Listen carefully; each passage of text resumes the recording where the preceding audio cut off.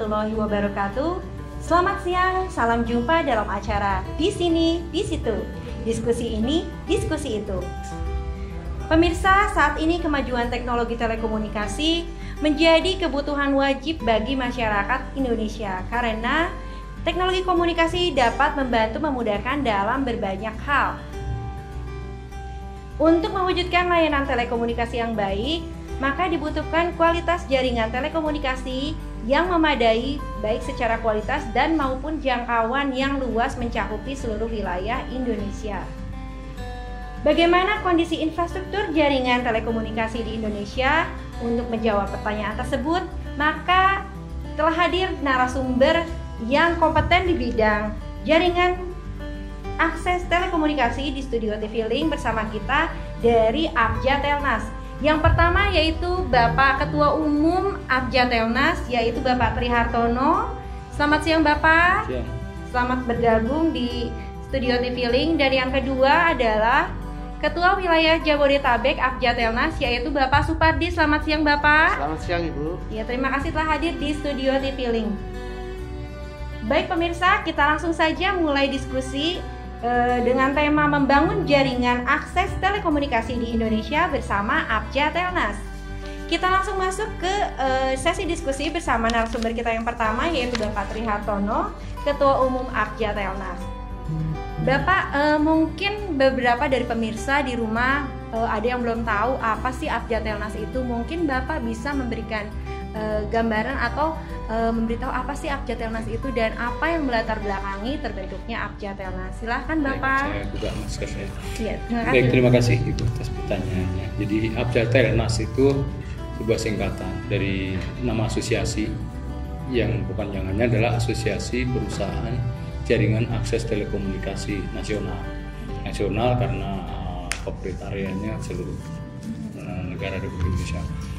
Dan asosiasi ini beranggotakan adalah perusahaan-perusahaan yang bergerak di bidang jaringan akses telekomunikasi, dan dia bergerak di seluruh wilayah NRI dan dikelompokkan dalam 7 wilayah.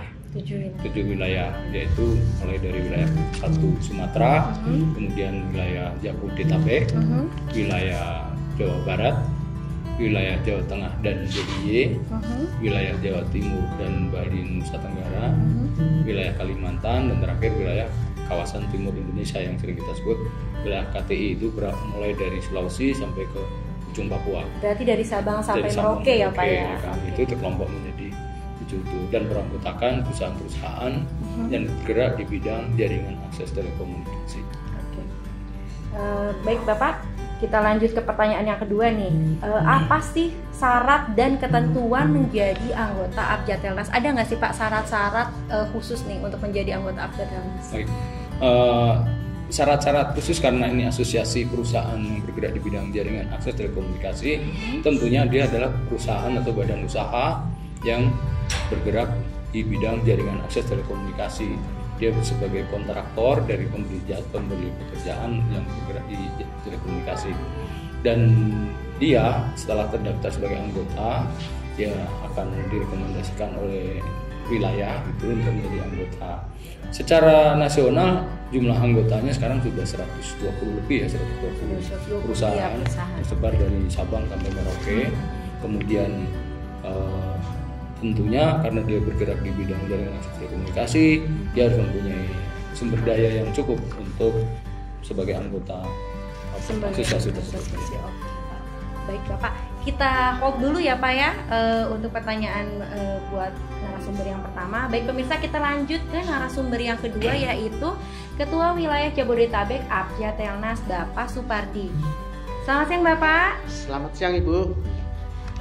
Bapak, ini kita ingin menanyakan nih, sudah berapa banyak anggota Abjatel atau Abja Telnas di wilayah Jabodetabek, dan apa sih kira-kira keuntungannya nih menjadi anggota Abja Telnas? Oke, terima kasih. Anggota kita sudah ada 25 perusahaan, yaitu meliputi Jakarta, Banten, dan Bogor, Bekasi, serta Tangerang. Ya, ada 5 wilayah kita sudah ada 25 perusahaan, dan masing-masing perusahaan itu kita sejak berdirinya Abjatel ini mereka selalu mengikuti, dan insya Allah kita sudah terbuka. Saat ini ada 25, Bu. Sudah 25 ya Pak ya? Ya. Lalu keuntungannya apa sih Pak menjadi anggota Abjatel ini, Abjatelnas ini?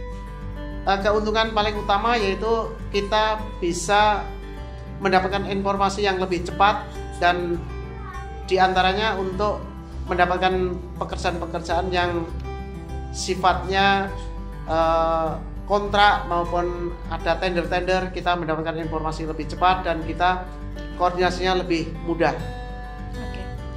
Berarti anggota Abjatelnas ini mendapatkan beberapa kemudahan, dan tentunya kalau misalkan ada kontrak atau tender, jadi dia startnya lebih awal ya dibandingkan dengan yang lain ya Pak ya. Lalu program-program apa saja sih Pak yang sudah dilaksanakan Abjatelnas wilayah Jabodetabek, dan apa aja hasilnya sih Pak?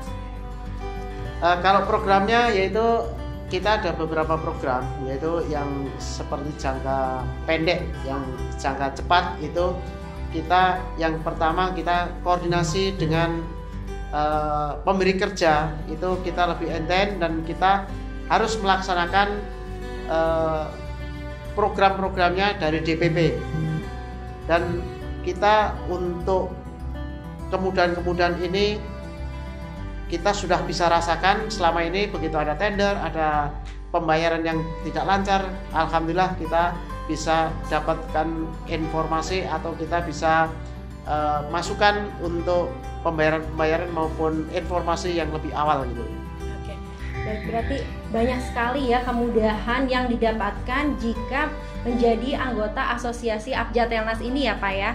Oke, baik Bapak, terima kasih penjelasannya. Kita kembali ke narasumber kita yang pertama, Bapak Ketua Umum Abjatelnas. Nah, Bapak terkait kondisi geografis di Indonesia nih. Indonesia itu kan negara kepulauan ya Pak ya, atau terdiri dari pulau-pulau. Nah, bagaimana Abjatelnas menjawab tantangan penyediaan infrastruktur akses jaringan telekomunikasi di Indonesia yang merupakan negara kepulauan tersebut? Silahkan Bapak. Baik, mungkin ada dua hal yang kami sampaikan di sini. Pertama, kondisi geografis berkaitan dengan sehingga langsung dengan masalah organisasi. Yang kedua tentunya yang Bapak Ibu tanyakan tadi terkait dengan kualitas. Untuk yang kaitan organisasi, maka itu kami kelompokkan menjadi tujuh wilayah tadi, yaitu di Sumatera dan seterusnya sampai kawasan timur Indonesia, sehingga anggota kami tersebar di seluruh wilayah nasional, dan di situ dia tentunya menyiapkan sumber daya yang cukup sesuai dengan yang dituntut oleh pemberi kerja. Sebagai gambaran, secara nasional itu anggota kami, perusahaan yang 120 perusahaan lebih tadi, minimal dia mempunyai lebih dari 6.000 tenaga ahli di bidang akses telekomunikasi sebagai operator maupun tenaga maintenance. Kemudian tidak kurang juga 4.000 tenaga penunjang untuk mendukung kegiatan perusahaan tersebut, serta teknisi-teknisi yang sifatnya mulai, kalau kita lihat itu mulai tukang gali sampai tukang tarik kabel, sambung kabel dan sebagainya, itu bagian dari teknisi-teknisi yang ada dalam perusahaan anggota kami. Itu secara kesiapan organisasi. Kemudian untuk penyiapan jaringan akses secara keseluruhan, secara nasional, tentunya tergantung dari perusahaan penyelenggara jasa telekomunikasi. Dia mempunyai kondisi jaringan akses bagaimana, kami sanggup untuk melaksanakan baik itu operasi, maintenance maupun konstruksi jika dibutuhkan. Itu yang. Baik Bapak, masuk ke pertanyaan selanjutnya. Bagaimana nih Pak strategi dari Abjatelnas agar mampu menyediakan infrastruktur jaringan atau infrastruktur akses jaringan yang cukup memadai cakupannya dengan harga yang semakin kompetitif? Baik, jadi dimaksud jaringan akses telekomunikasi yang sesuai dengan yang dibutuhkan, apalagi di era sekarang mana kebutuhan bandwidth semakin besar, kemudian kecepatan semakin tinggi, maka yang kami bisa jaminkan adalah kualitas. Memang itu kami bisa diminta oleh pemberi kerja untuk perusahaan penyelenggara jasa telekomunikasi, sehingga kami yang akan memelihara maupun mengoperasikan, memelihara konstruksi jika diperlukan dengan kualitas yang sangat bagus. Nah di situ tentunya ada ukuran-ukuran kualitas yang harus kami penuhi, spesifikasi yang dipenuhi. Di antaranya di dalam kami bekerja sama dengan pemberi kerja, ada ukuran yang dijadikan ukuran untuk kemudian limbah jasa adalah performansi. Kalau performansinya jelek, tentunya kami juga akan mendapatkan limbah jasa yang di bawah dari standar. Kalau performansinya bagus, ya kami bisa mendapatkan yang lebih bagus. Disitulah yang menjadi acuan kami. Maka kualitas yang kami janjikan adalah kualitas yang bagus, baik untuk kualitas jaringannya sendiri maupun kualitas instalasinya berkaitan dengan itu. Nah, masalah harga, anggota kami, perusahaan-perusahaan anggota kami itu sangat syarat dengan pengarahan tenaga kerja teknisi. Teknisi tadi tentunya kalau kita sudah bicara tenaga kerja, maka kami juga harus mendapatkan limbah jasa dari pemberi kerja sesuai dengan ketentuan-ketentuan yang ada dalam perundangan maupun peraturan yang ada. Contoh kasus, misalnya kita harus selalu mengacu kepada uang UMP ya, uang minimal, uang minimal provinsi maupun kabupaten kota yang berlaku di situ. Itulah yang menjaminkan tidak terlalu tinggi maupun tidak terlalu rendah, tapi kualitas harus terjaga selesai itu. Oke, baik, berarti standarnya terpenuhi, tapi harga juga mampu bersaing ya Pak ya? Bagi perusahaan yang lain. Oke, baik Bapak. Sejauh mana nih Pak Abjatelnas bersinergi dengan pemerintah pusat dan pemerintah daerah dalam pengembangan jaringan akses telekomunikasi di Indonesia? Kalau dengan pemerintah pusat secara langsung belum ya, tetapi paling tidak apa yang kami lakukan ini menerjemahkan dari program kerja pemerintah. Salah satunya ada program kerja Kementerian Kominfo, ada 4 atau 5 program kerja. Salah satunya yang menjadi acuan kami dalam pekerjaan adalah menyediakan infrastruktur. Kalau di situ program Kominfo itu salah satunya menyediakan infrastruktur TIK, teknologi informasi dan komunikasi, dalam rangka program digitalisasi nasional. Nah di situ kami terjemahkan ke dalam asosiasi kami adalah infrastruktur TIK tersebut bagi kami adalah infrastruktur jaringan akses telekomunikasi, sehingga kami siapkan jaringan akses. Kami selalu menjaga jaringan akses telekomunikasi itu yang berkualitas prima sehingga mampu mendukung program digitalisasi nasional. Kemudian untuk pemerintah daerah, nah di sini memang kadang-kadang suka bersinggungan karena seperti kita ketahui hampir seluruh kota itu selalu mencoba menjaga estetika, kemudian kota yang bagus. Sementara output dari pekerjaan teman-teman kami tadi mau tidak mau dia agak mengganggu dengan struktur jaringan, struktur tata kota yang ada, tiang ada di mana-mana. Kemudian nah disinilah memang ya, itu salah satu hal yang menjadi tantangan kami ke depan, bagaimana kita mencarikan solusi masalah itu. Oke, baik Bapak. Terima kasih Bapak penjelasannya. Ini kemudian saya akan menanyakan terkait rencana Muswil ya Pak ya, Musyawarah Wilayah. Tadi sempat disinggung bahwa Muswil tanggal 19 Januari 2022 itu Muswil untuk wilayah Jabodetabek ya Pak ya. Jadi mungkin pertanyaannya saya lempar ke narasumber kita yang kedua, yaitu Ketua Wilayah Jabodetabek Abjatelnas. Oke Bapak, bagaimana nih Pak, sudah sejauh mana nih persiapannya? Alhamdulillah untuk persiapan Muswil tanggal 19 untuk Jabodetabek, insya Allah kita sudah siap Bu, dan program-program ini terutama kalau Muswil itu yang kita kedepankan adalah LPG-nya. Jadi laporan pertanggungjawaban selama kita mengelola atau selama kita menjadi ketua kepengurusan, itulah yang kita tekankan di sana, dan program-program kami mudah-mudahan bisa terjawab. Dan apabila nanti di program atau di tugas kami yang selama periode saya itu tahun 2016 sampai tahun 2021 itu yang belum tercapai, mudah-mudahan di program berikutnya mereka bisa melengkapi dan mereka akan lebih baik untuk melanjutkan program-program dari DPP Abjatelnas. Semoga lancar ya Pak. Amin, ya, insyaallah. Muswilnya ya Pak. Oke, kemudian pertanyaan selanjutnya ini terkait dengan saran atau masukan dan harapan untuk Abjatelnas ke depannya nih. Seperti apa sih Pak saran masukan atau harapan Bapak untuk kemajuan Abjatelnas?